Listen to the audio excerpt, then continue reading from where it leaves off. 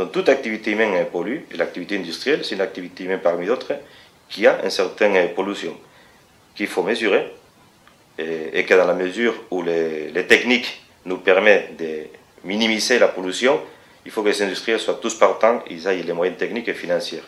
Parce que parfois on voit quelque chose qui émerge, bon, mais au visu c'est pas bon, mais par contre pour la santé, il n'y a aucun danger pour l'environnement.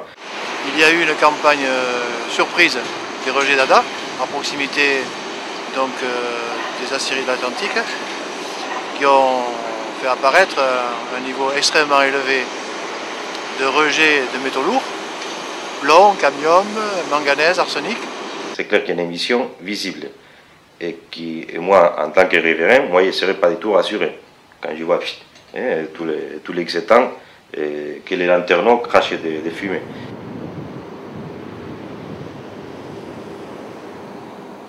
En même temps, l'ADRIR exigeait de l'entreprise de conduire une étude sur les risques sanitaires réels que pouvait engendrer la production d'ADA.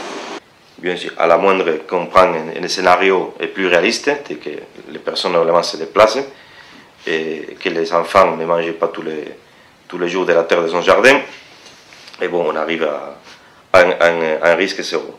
Notre rôle d'élu, nous sommes les représentants des habitants, donc effectivement, et ça m'arrive assez régulièrement d'être interpellé par les habitants, et bien moi j'essaie de jouer mon rôle de maire, c'est-à-dire je vais interpeller les entreprises, interpeller les services de l'État pour que chacun joue son rôle et pour que des améliorations soient apportées.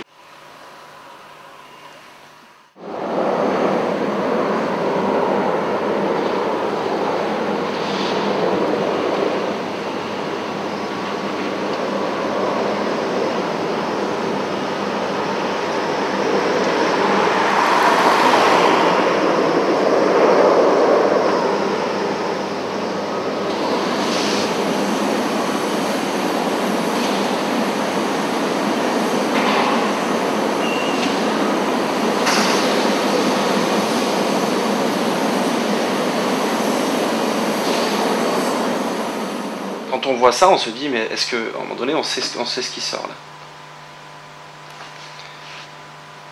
Normalement... Mais vous savez pas ce que c'est.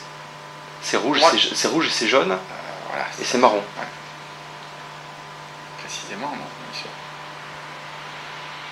Ces fumées qui s'échappent sont des poussières chargées en métaux lourds, donc les ennemis de la santé humaine. Oh ben c'est à l'intérieur, c'est pire.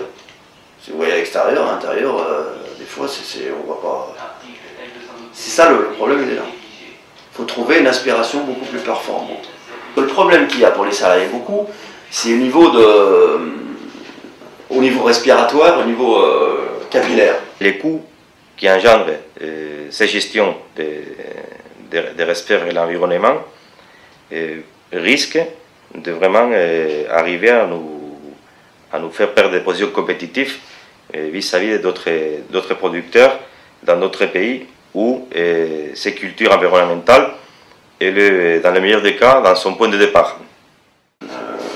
Moi j'aime bien prendre souvent référence aux Allemands, je regarde souvent les émissions, techniquement ils sont au point économiquement. Ils sont en avance sur beaucoup de pays. Les gars, les mécaniciens sont allés, il m'a dit mais tu peux bouffer par terre tellement c'est propre. Et ils sont numéro 1 mondial. Techniquement, ils sont au-dessus de tout le monde. Donc, économiquement, ils s'y retrouvent. Les conditions de travail des salariés, c'est impeccable. Parce que eux, leur usine, elle est en pleine montagne et tout, elle ne pollue rien. Et ils sont en plein au milieu de nos grues, sauf en Autriche. Ils sont au pied des pistes de ski et tout le monde est content. Et c'est comme ça qu'il faut travailler, je veux dire.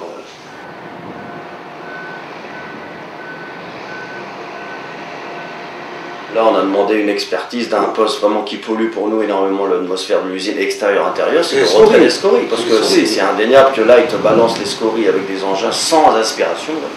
Mais est-ce qu'il y a une expertise sur la nocivité de ça? Ah ben la nocivité, là, il y a plein de produits là-dedans, on le sait. C'est des déchets de ferraille, quoi. De ferraille qui étaient déjà des déchets, quoi. C'est des déchets de déchets. Voilà. Donc, la mesure où tu as des bagnoles compressées qui rentrent là-dedans, tu as effectivement des morceaux de siège, de peinture, de trucs comme ça, de mousse qui a fondu, qui a produit de la dioxine, etc. Le retrait des scories c'est fait par une entreprise sous-traitante, Duruti, qui est, ADA sous-traité à Duruti. Duruti, il charge ça comme il veut, il s'en fout quoi.